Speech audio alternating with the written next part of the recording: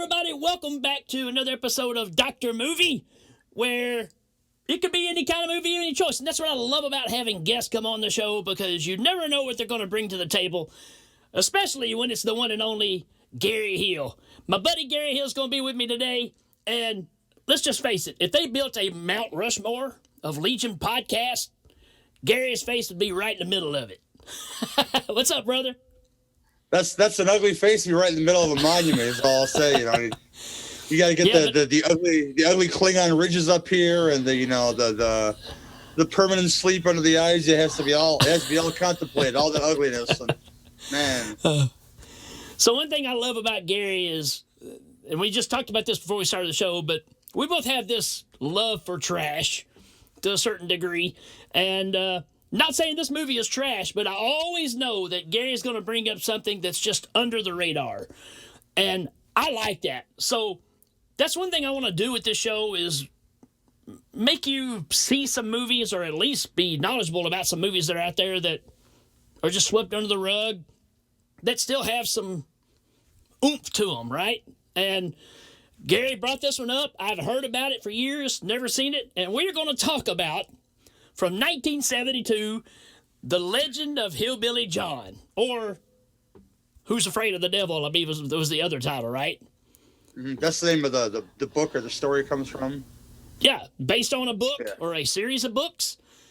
And this is going to be a ride, folks, because I have an absolute love for this time period of movies, man. There's something about the early 70s guerrilla filmmaking period that I love. It's seedy, it's low budget. They're going out and doing exactly what they want to do. Even if they have any money or not, they're going to make something different.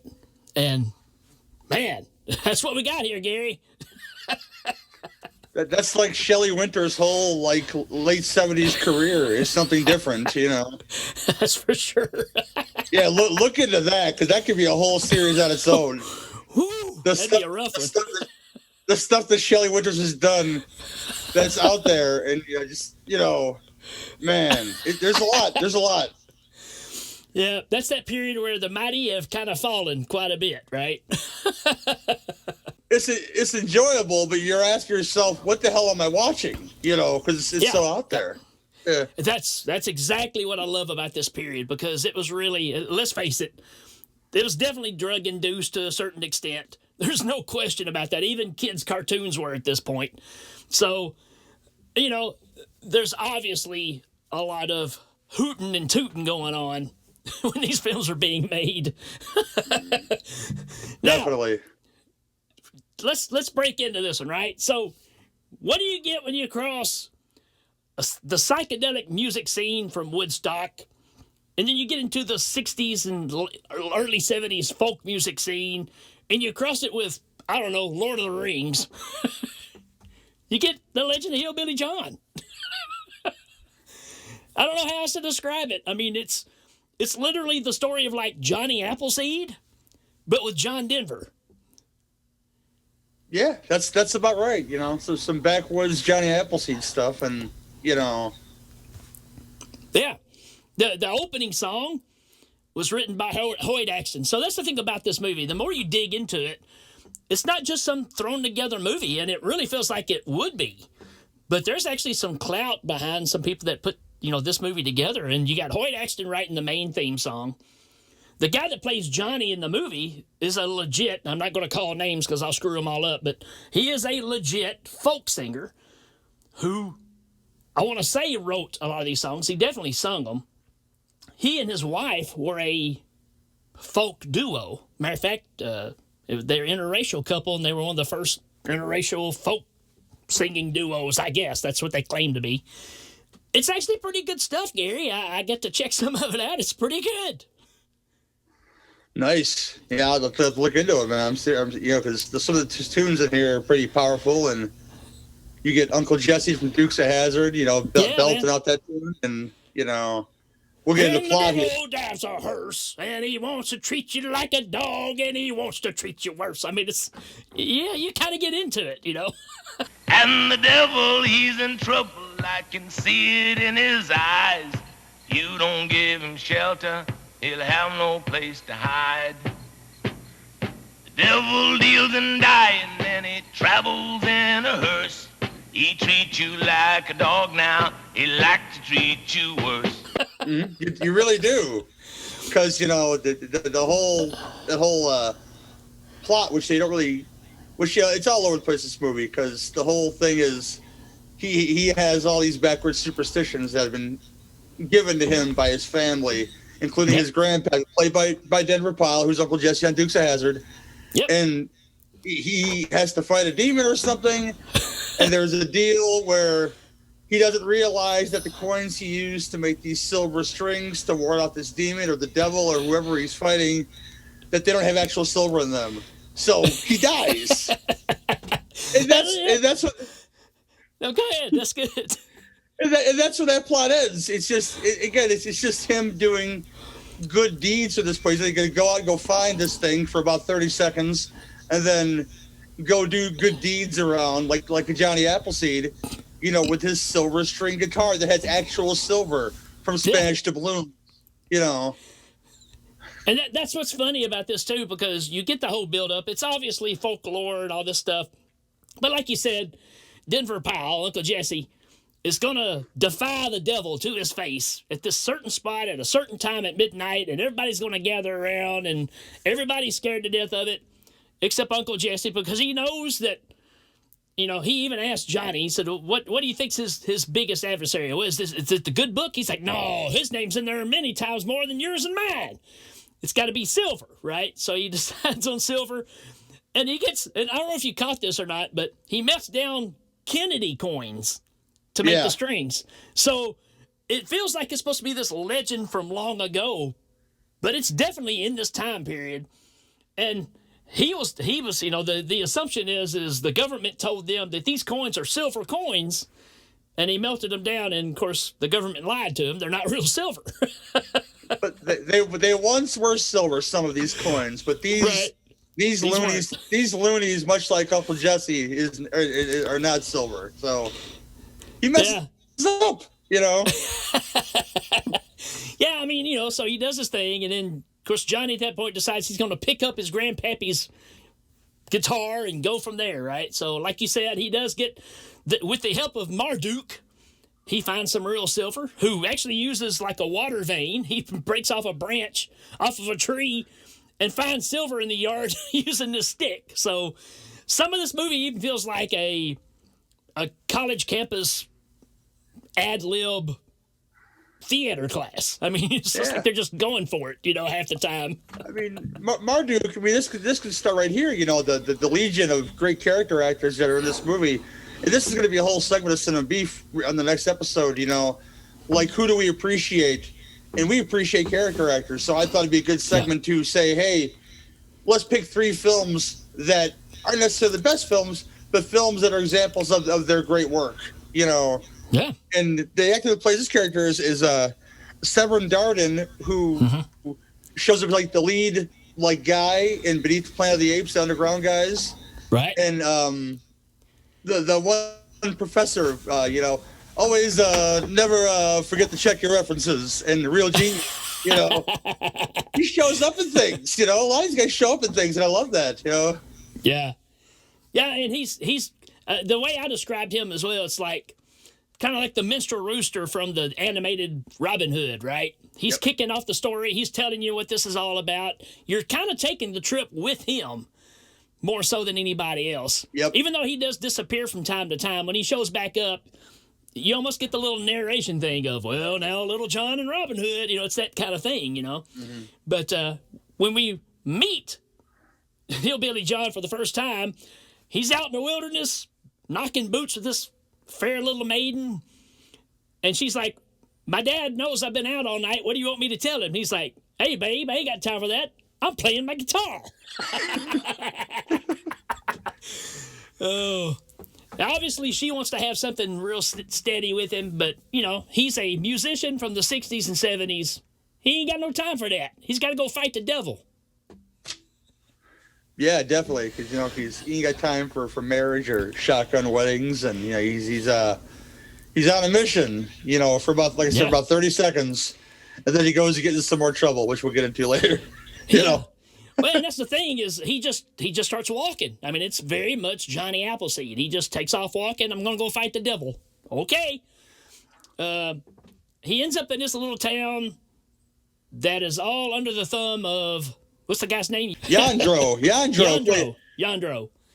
Yeah, and of course, this is a generational thing where his grandfather kind of held this town at hostage as well, and he was a greedy guy, so he's fighting greed. It's that's the devil he's fighting here, and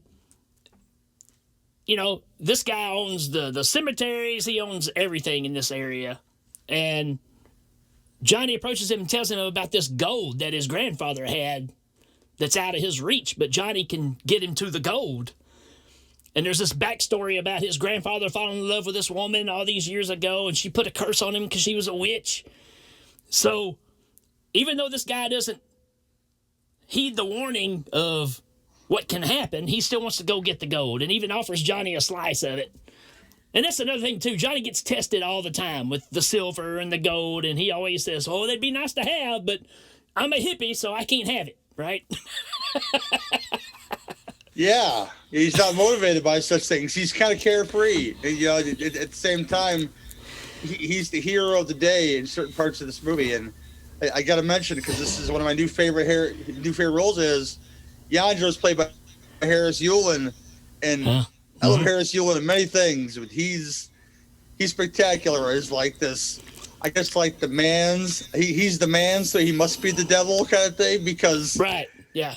When he first walks into the bar or the restaurant or wherever Johnny's hanging out at, Johnny starts playing a song like to ward off the devil, kind of, with his name in there. Like this guy's like the head chief, like the head asshole of this town, and of course he's gonna get his comeuppance, right? He's motivated by greed, Yeah. So Johnny leads him out to this mine or this hill, wherever it's at, and they find where the gold is, and the lady appears. And she's this nice-looking lady, beautiful lady, and she even starts calling Yandro, by his grandfather's name. It's like, oh, no, you're mistaken. That's my grandfather. And she's like, it's all the same. And it's all relative, as they say. It's all relative. But, yeah, she promises him the gold if he'll spend 1 year in her arms is the tag there. And he says, yeah, okay, I'll do it. So Johnny's hitting Splitsville. I'm getting out of here. Y'all settle this. And as soon as he leaves, he sees the gold over there, and he goes to look for it, and it's missing. And he turns around, and that lady looks like the lady from the tub in The Shining. So now he's stuck in it. She's just getting the revenge that his father before him promised him. So like the sins of the father. It's all about sins, and and it's very biblical in that sense. And man, he gets his though, by Harris Yulin,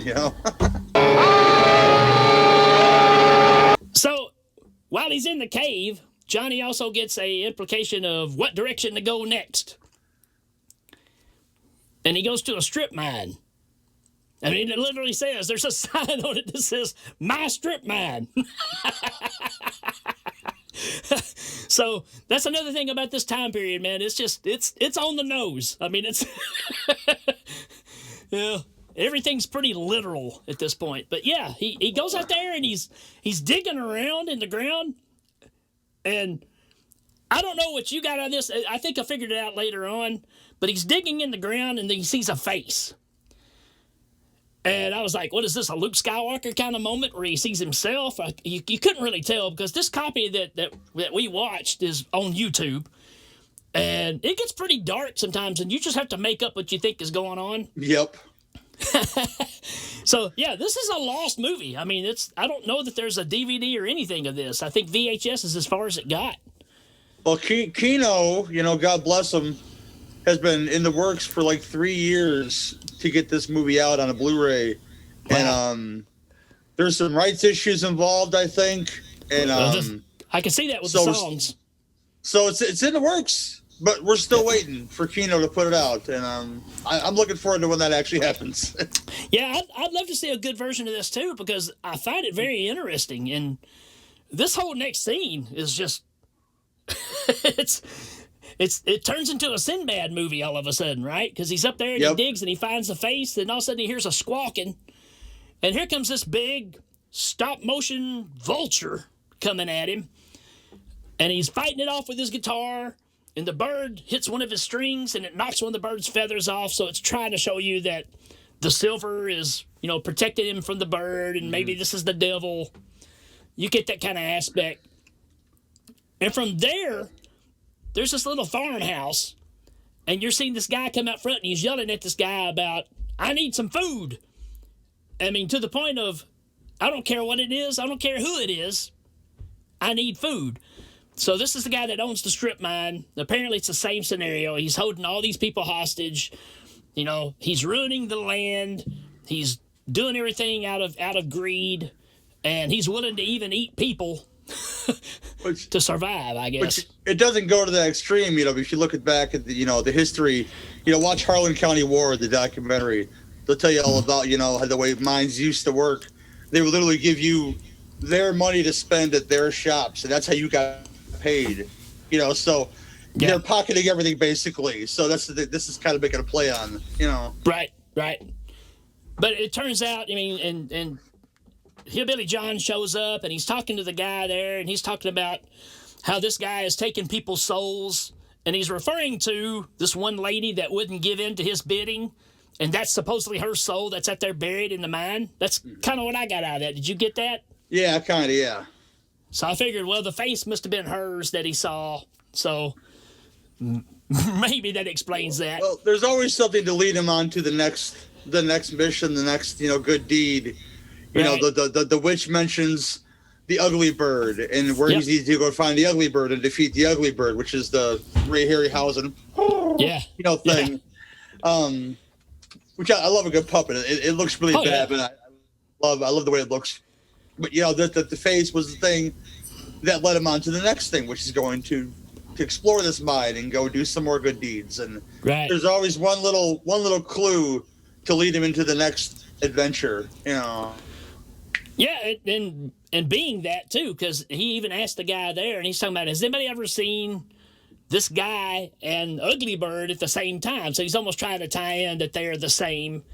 And the guy's like, oh no, that's ridiculous or whatever. But then he gets in a confrontation with him, and he starts singing a song, and the dude freaks out and freezes. Then all of a sudden, here comes Ugly Bird. Yeah. And Johnny takes it up like a Louisville Slugger. Smack! Drops that bird on the ground, and the silver strings, you can see the feathers and stuff laying on there, and it starts melting, and the bird just starts disintegrating, and guess what? That dude starts disintegrating. Yeah. Weird 70s kind of way. So they were one and the same. But here we are now. We're in a bad spot because now Johnny's ruined his guitar. He's got 2 strings left. And he's just like, well, what do I do now? Well, that's when Marduk shows back up, right? Yep. In almost like a work truck. That's the other thing, too, because, again, this movie feels like it's, I don't know, barely even 1900s at times. But then they'll show up in a car. Of course, the guy, Yondo, earlier was driving a hearse. So it's like such a weird combination on this stuff. And that whole thing where Marduk shows back up and the donkey. Do you get the fact, or do you get the idea that Marduk is possibly God? It could be. He always comes at the right time, and comes at the right time, and he's always talking to the donkey too about the pluses and minuses of Johnny's deeds. Mm-hmm. I found that interesting. I didn't catch that part, but I'm glad you did, man. It's good to talk about, the implication of that. And there's a lot going on in this movie. At face value, it looks really stupid. It probably sounds really stupid, but it is bizarre in all the right ways. Let's put it that way, So this whole next scene, this is kind of where because let's face it, I'm a 70s kid, but I'm an 80s child, I guess you'd say. Or I'm a 70s child, but I'm an 80s person. And the whole hippie mentality is just something that never landed right with me, right? So when he gets back together with the girl from the beginning and they're hanging out and they're knocking boots and all that, and she's like, hey, there's this house over here that the people that live there just left. I thought you and I could just take it and there's already food there and we'll just live there and be together and be happy and kumbaya. And I'm like, you can't just walk up and take a house. I mean, it's a nice thought, but life don't work that way. But again, it's a movie. I understand. Squatters' rights, 30 days. She's looking at the big picture here. Yeah. Well, she's just trying to get him. She wants to keep him, which you could almost say, well, maybe that's the devil. I don't know. It worked for Columbus, damn it. Come on now, he just took some land. So, I mean, it's just one of those things that I just kind of roll my eyes at because, that's just where that's where my line stops with the whole hippie movement thing. I think there's some great ideas, but there's got to be this reality that's in there, too, of, yeah, somebody owns that house. You can't just go and take it because nobody's there. It's not finders keepers. There's implications, and no surprise here that her daddy doesn't like no free spirit, so she hates Johnny. So I guess she thinks that if he has this house to live in, that he'll hate him a little less. Yeah. She's all about Johnny, man. But she decides to go with him on this next part of the adventure. So, I mean, they do stay at the house a little bit, and he's like, no, baby, I got to be rolling. I'm a rolling man. So they take off. She decides to follow. And let's not forget the hound, Honor Hound. Honor Hound. Yeah, we mentioned Honor Hound yet. Yeah, no. The dog acting is pretty good in this movie. I don't say that too often, but Honor Hound he's a good boy, Yeah, I mean, just the name alone, Honor Hound. What else you need, right? And he kind of gives you that Lassie thing, right? Oh, what's wrong, boy? Oh, something bothered you? Oh, okay. I mean, that's the extent of it, right? So, possibly the devil. I mean, Honor Hound himself is a harbinger. To tell him, Daddy, I'm just a dog, but right. Stuff's messed up. Maybe you shouldn't go that way. Yeah. I know you don't listen to me a lot, but we probably need to just go from here, right? This is not a good place. Mm-hmm. So, but we end up on this trip. We're singing songs together. They got a nice little duet going now on the dog, and they're walking and singing, and out of nowhere, they come up to the gate. It looks like the front of the gate at Jurassic Park. Out in the middle of nowhere. And they open it up, and it's a cotton field. And you got all these people working in the cotton field. So I think you can kind of see where this is going. But it turns out to be a plantation type deal, and you've got people that are picking the hay and picking the cotton all day long, and they're going up and they're having it weighed, and the guy is obviously cheating them on how much that it weighs and paying them less. So at least they're getting paid, I guess. Whereas if it was, still looking at it as he's fighting slavery at this point, but they are getting paid, so maybe it's a twofer. But they know something he doesn't know at this point, so right. Yeah. So, and it's an interesting scene to watch because, I mean, this movie's got a lot of messages, and I'm not saying they're wrong. I mean, there's a lot of good stuff in here. Again, you go back to the coal country. They were cheated all the time. Yeah. Cheated all the time. Yeah. So they kind of go up to the guy that's doing all the weighing, and one guy stands up for himself and says, "Nope, this is wrong. You're treating us wrong. I want my money." Well, that starts a reaction, and then the main head honcho comes out, and I'll tell you, I was really surprised that it wasn't a big sweaty white dude. It was actually a black guy that had him under like a voodoo spell. Yeah, he had like some hoodoo priest thing going on or something. Yeah, so I thought that was really odd too, But he ends up facing off with Hillbilly John. Hillbilly John starts singing a song. And the guy that stood up for himself takes the mojo stick that the dude had, and they beat the evil. And I don't know, man. I I found it pretty good.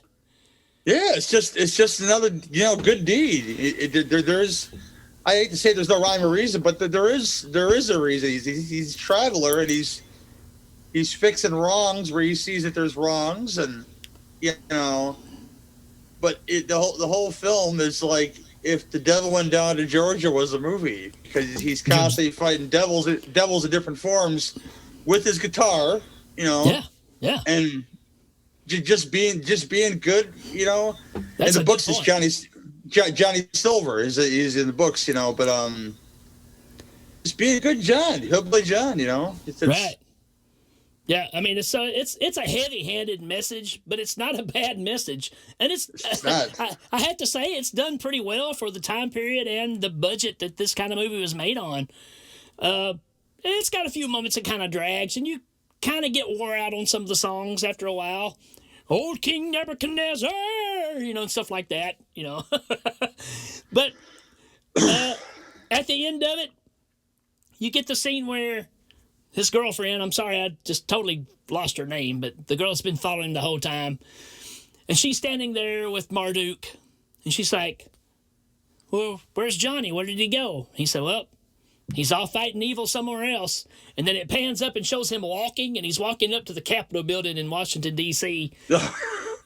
It's almost like the end of Planet of the Apes kind of ending, right? It's like, whoa!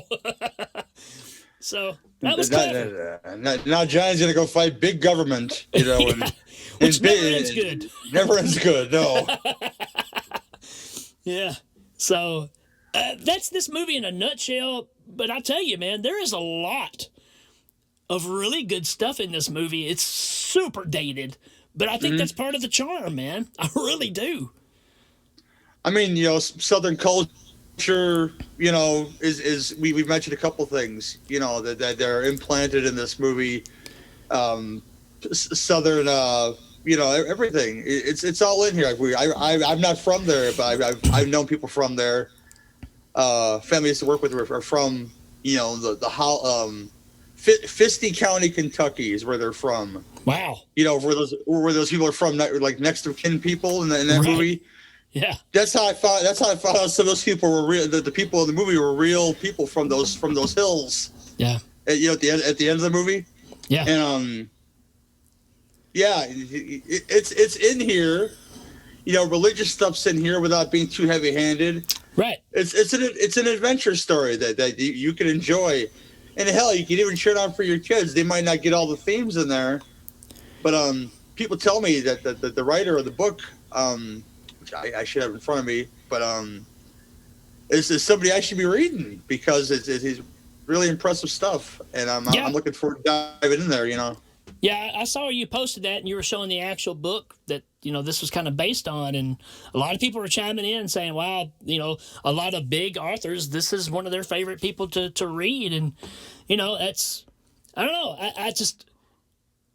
I find this very intriguing. I find this movie very intriguing for a lot of different reasons, and I remember seeing the poster for it back in the day, but I've never watched it, so I'm kind of glad you brought it up, man. That's one of the shining points of social media. Somebody posted they're watching this, and you see that a lot on social media. If you're friends with film people or like film groups, and this is how you discover new stuff to watch. That's not new, but it's new to me. So right. And this is one of those shining examples of something that I wish had a better print. Yeah. I'm talking to you, Kino. Get on that, please. And Yeah, I would buy a better print of this for sure. But what you can do, folks out there, if this kind of sounds like something that even slightly interests you, just go watch it on YouTube. Check it out. I just I enjoy it. I will actually go back and watch this one a few times. And again, it is an acquired taste. It's really different. I hear a lot of people complain about the songs because it kind of gets old, and according to our style of music now, that's quite a bit of difference. But it is 100% Woodstock generation movie making, without a doubt. To the point where Ricky said, "Are you sure you want to do this? Are you sure you want to do this?" I said, "Yes, this is something we would enjoy talking about together." Yes, right. Indeed. Gary, go ahead and tell everybody what you got going on, what you got coming up, where they can find Cinema Beef at, 2 drink minimums, all that good stuff. You can find all this good stuff on legionpodcast.com. Cinema Beef podcast, we record on Thursday night again. I can't wait. It's been a long time coming. We had some issues in October, which leaked into November, and that'll break your spirit. So, in December, we're starting with some films that make you feel the chill in the air. We're doing 2 Yeti films. First, what is it called? Yeti Giant of the 20th Century, which is basically a guy in massive amounts of hair climbing buildings. It's an Italian King Kong ripoff, is what it is. And Shriek of the Mutilated, which is a more traditional Yeti film, where a Yeti kills people in the hills and stuff. And I'm looking forward to watching that and dive into those. And I forget. Well, what's the rest of the lineup? Horror Express and The Thing, 82. The shapeshifter and the cold theme being there. Yeah. And our holiday show, which has nothing to do with Christmas at all, except for one scene in a movie. It's basically criminals who become, icons, like famous. So we're doing Female Trouble and A Face in the Crowd as our holiday show. Because Divine wanted those cha-cha heels and she did not get them. And she destroys a Christmas tree. I like to find people who haven't seen Female Trouble and show them Female Trouble. Right. Just to see the reactions on their face. To see. And that's really the spirit of this show that I wanted to do, because there's all these movies that, let's face it, they're not great movies, but they got moments in it that you just want to see people react to, and that's really a lot of it. So I think that's where you and I have always kind of hit that same level, because, hey, you want something different? Here you go. There's more. 2 Drink is coming back. Me and Ricky talked about him coming on. Yeah. For Roadhouse, and we're gonna do Roadhouse 2 as well for the people who doesn't know Roadhouse sequel exists. Well, you're gonna find out some, because it does. It's stupid, but it's enjoyable at the same time. I don't know how to explain it. But Last Call of Torchies, our Walter Hill show, is coming back with the Long Riders, and Patreon bonus episode. The assassination of Jesse James by the coward Robert Ford will be the bonus for that one. Cool. Trying to do one per episode, and I just for something for the Patreon. Speaking of Patreon, you can only find this on Patreon. Blood from the Core with me and Derek Bourgeois doing New York-based horror and thriller films. And Burning for Springwood, we watch those Freddy's Nightmares episodes, so you don't have to. It's coming back again. We got to keep doing the show because the man himself gave us a promo. This is the motivation for doing the show. If you heard the show about 5 episodes in, I got a sound bite from Mr. Robert Englund himself, and it's included in the theme music. So with that kind of winning endorsement, you got to watch the rest of them, I guess. Got to keep it going. Keep the flag flying. Keep the flag flying, man. Oh. But yeah, with all that and all the other Legion stuff you guys should be listening to, please support everybody. I would love for you guys all to do that, because that's important. Yep. And always, everybody always need to check out Gary's stuff, man. He's always cranking out a lot of stuff. He's hard to keep up with, because he's kind of like another guy I know that has 15 shows and scatters them out, and he'll hit them hard for a while and then have to pull back a bit. It struggles, but we do it. I'm trying to make it more sufficient now in the new year, so it'll be every 2 weeks you'll hear a new Cinema Beef. Every other week you'll hear Torchies, and every other week you hear something else too. I'm trying to implement those 5 or 6 shows and shuffle them throughout the month. So I'm going to do my best to make it happen for you guys and for myself and for my own mental health. Mental health is very important, people. Very much. I always said if it felt like work, I would quit. It doesn't feel like work at this point. So this is therapy. This is therapy for me. So I'll call it like that. Well, I'm sure that you and I will be doing several things on here and possibly together on your shows as well. So we'll just keep it going, man. That's all we can do. You the man, Rick. You the man. I always said this, You the man. I appreciate you coming on, man. It's been a blast. Thank you, man. I appreciate it. This is a fun talk, and I'm hoping for that release sooner rather than later, because I really want it at this point, Well, we'll get us some silver strings, and we'll take our guitars up to the Capitol and say, hey, we want our copy. Yes. And you guys can make it happen. Because right now, the best copy exists on Laserdisc, and it's very expensive. So that's BS, brother. You know. Sure enough. All right, folks, that's it for us. We will check you later.